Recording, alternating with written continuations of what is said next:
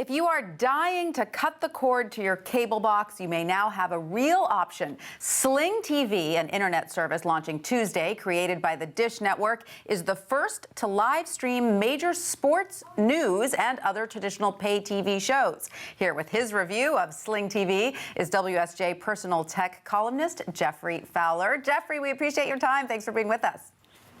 You bet. So, Geoffrey, you gave Sling TV a spin. Is this the service cable haters have been waiting for?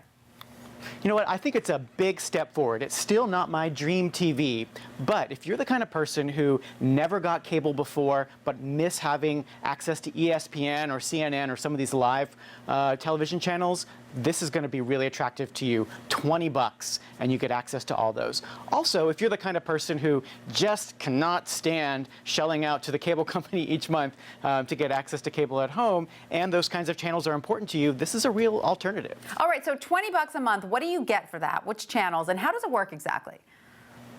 $20 a month, you get access to stream some of the most popular live channels. You get CNN, you're going to get ESPN, you're going to get TNT, TBS, those kinds of channels. So there's a couple of ones missing there, things like Fox News, but these are some of the biggest. And what you get is you get the access to stream that onto your television via one of those attached box or some internet-connected televisions. You can also stream it on a tablet, on a phone, on a computer, lots of different places. Sounds very, very handy, but what about on-demand viewing or recording shows? Does it allow you to do that?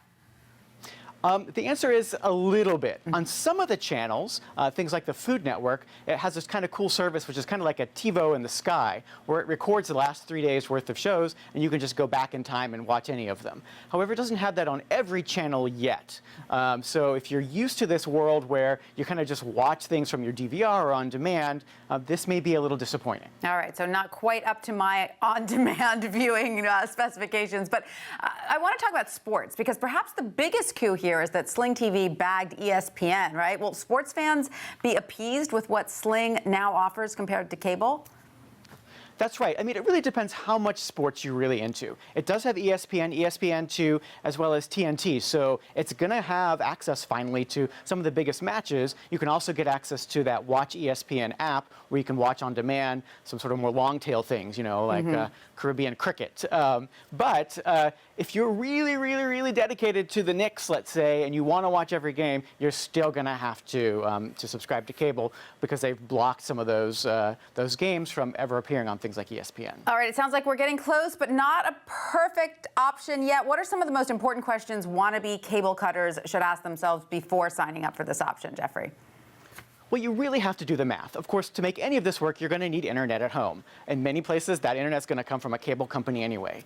So you're going to have to add up the cost of the internet and then start sort of thinking a la carte here. Okay, $20 for this, but then I've got maybe, you know, got to add Netflix to that. Maybe we'll add that HBO service that's coming out. You know, if you watch a lot of television, that could add up quickly and you could end up spending more money. However, if you have sort of more limited niche tastes, this could really be right for you. All right, Geoffrey, thank you so much for that review. You bet.